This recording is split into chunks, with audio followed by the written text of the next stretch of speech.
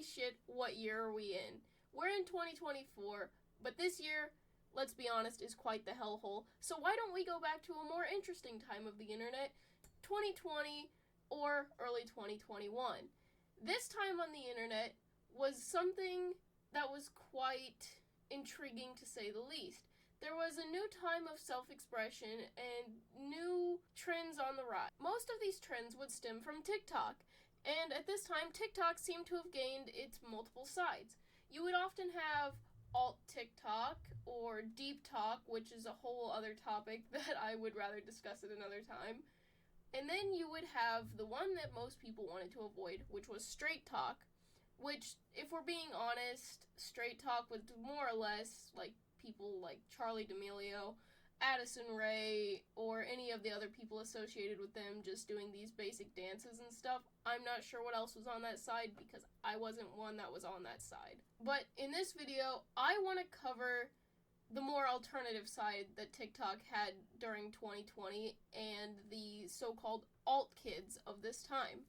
I want to preface this by saying I was also one of these kids at this time. I never went to this extreme with the makeup. I was getting more into emo and a little bit of the e-kid style maybe, but I kind of took those two styles and I would combine them into my own. But I never took on the e-kid makeup. I would stick more with the emo makeup where you just had like the very simple but dark black eyeliner. I'd do red eyeshadow and stuff like that. That was the alternative side that I was kind of getting into. But that doesn't mean I want to take this video and make fun of anyone who was into the e-kid scene at this time or who still is. I give huge props to people who did this makeup because the amount of patience that this stuff takes is insane. Now, during 2020, if you went into Alt TikTok, you would see that there was a new rise of style and almost like a new subculture for the alternative community, and that was e-kids. Some of the common outfit components that you would see was most of the time they had like the bunny hat with the little dangly things or maybe a frog hat. And there was a new rise in bucket hats which came back on both ends of TikTok. Other parts of the outfit that were also common that you'd see was the black and red or the black and white long sleeve striped shirt underneath like a band t-shirt or a different short sleeve shirt. And two iconic staples that I think there were was the specific black pleated skirt with the little white stripes, and then there was also this new like popularity of platforms on the internet. You'd have the all very known iconic platforms from most of the time Demonia. And I will say, this style is also what got me into platforms. I now own a few pair of my own and I enjoy them. But props to the people who would walk around in them for long periods of time because it's not fun. And I still want to give more credit where credit is due. The people in this little subculture of e-kids had so much creativity when it came to the makeup, the outfits, even the decor, which I'll get into later. It was all like handmade and it had a lot of time and effort put into it, and I think it's really unique. Like some of the things that I was intrigued by was like the masks that people would make out of monster cans, and then also to make them more usable like out in the daily life they would put like an actual mask underneath it. I just thought those looked really cool and they fit in well with the outfits, and I know it's also been used in other subcultures, but it became really prominent on the internet as the e-kids became popular. Another thing too is the comeback of candy bracelets. I know they were popular like very early 2000s, probably also maybe the 90s. I'm not fully sure when they were popular, but this brought it back, and the big cuffs that people would make, I thought those were really cool. Probably not practical to wear, because if you break those, you're gonna have a big ass mess of beads, let's be honest. But they looked dope as hell. Out of all of the fashion trends that came out of this, there wasn't many that I wasn't a fan of, because I would also do the chains and everything as well, and like the very heavily over-accessorizing. I liked some of the things where they would like take the monster pop tabs and turn them into like little earrings. I had done that for myself. I really liked those. Thought it was a cute little like unique way of using those. But the one thing that I didn't like, or that I wasn't a big fan of, was the usage of the Monster Pop tabs as a septum ring, and especially after the whole deal with Felix Cypher, I'm not a big fan of the low-hanging enclosed piercings on the septum. Now, back to what I previously mentioned when it came to the decor in this era. The decor that you would often see would consist of Monster Energy cans, like that people would use those to make entire walls, or the Monster Energy guns, or some people would also like hand paint CDs or vinyls and hang them from their ceilings or put them on their walls, which I know has probably been done before, but again, very prominent on the internet during this time, and I thought this stuff was really cool. I even took part in some of the painting of the CDs and stuff, and yes, I did have a Monster Can wall. No, I never got around to finishing it, but it did have a little over 100 cans. Most were mine, not all of them. More decor that stemmed from this time was also Minecraft stuff.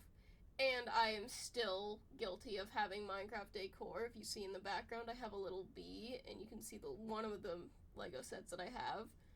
But I like this, as I thought the decor was it just made it feel cozy and peaceful, and I liked it. But there was an obsession with the Minecraft bee. Oftentimes you'd see it either on someone's shelf or hanging from the ceiling. I thought it was nice paired with like the Minecraft flowers or the vines. It just felt very cozy and very like fit to that person. Like it felt like they had made their space truly theirs. And yes, I know there was oftentimes decor based from the Dream SMP during late 2020, early 2021. I had some myself, I don't anymore, but I liked the Minecraft side of the decor. Another trend that I seen during this year that I thought was cute, but I never really got that far into, was the whole like strawberry cow or the strawberry stuff in general. Like that one, like the very iconic strawberry dress. I love that dress. I thought it was so pretty. It was never something that I would wear at that time because I would always stick to all black and I didn't really want to go out of my comfort zone there. But I thought it was very pretty. The one downside that I saw to that trend was that Strawberry Cow song. And most of you might know which song I'm talking about, but it can so easily get under my skin for some reason. I just never liked it. The Strawberry Cow trend also led to what I thought was some very cute artwork and different takes on it with different animals, and I liked that kind of artwork. I thought it was really pretty. But another thing too, going back to the Monster Energy stuff, at this time, the obsession with Monster Energy cans and using them as decor was crazy. Like, it was almost like you're glorifying a caffeine addiction, the amount of energy drinks that were consumed to make some of these decor. And I know not all the people were probably drinking these by themselves, but the amount of consumption of it in general was a lot. Again, I'm guilty of it, so I'm not shaming anybody there. But looking back on it, it was a bit out there, I think. On the same note, with the caffeine and the energy drink consumption, another trend that came from this time was the battery acid that everyone make. I want to know what was going through the first person's mind who made this trend as they were combining just a shit ton of sugary or soury candies all together into this like concoction with like Kool-Aid and Monster Energy. I would watch people make this, but I was never brave enough to try it myself because I feel like the combination of that much stuff would just taste very not good, and it didn't look appealing either when you'd have all the candy just kind of sitting at the bottom if you used a see-through glass. But I also felt like it would result in a major stomach ache or a headache, but if I'm being honest, it would probably result in both.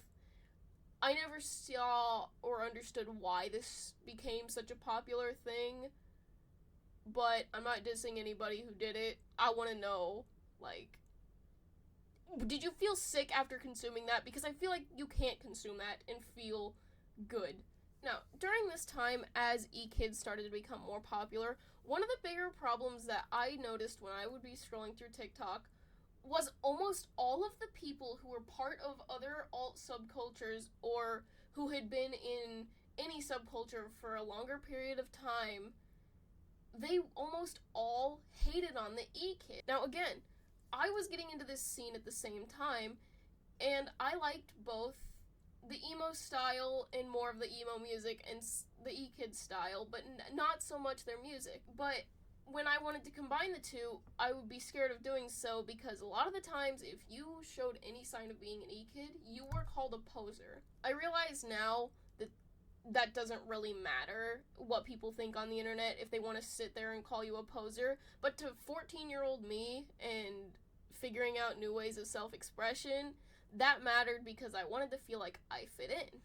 So I didn't understand why all of the people who wanted to be more like the E-Kid style were getting hated on by other subcultures when, like, the alternative community was mostly known for, like, being very bold and out there with your style and being unique and stuff and having, like, open-minded stuff to creativity.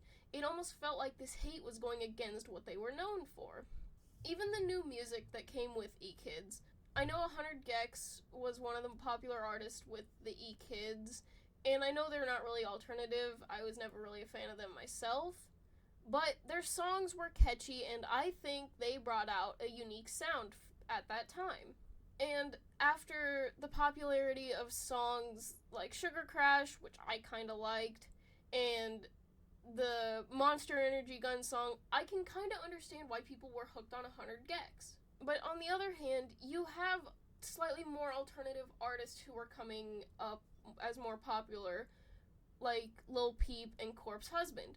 I would say that the E-Kids kind of brought out like this newer genre of alt music. I'm not sure how to label it or where some of these artists fit in, but it was new sounding.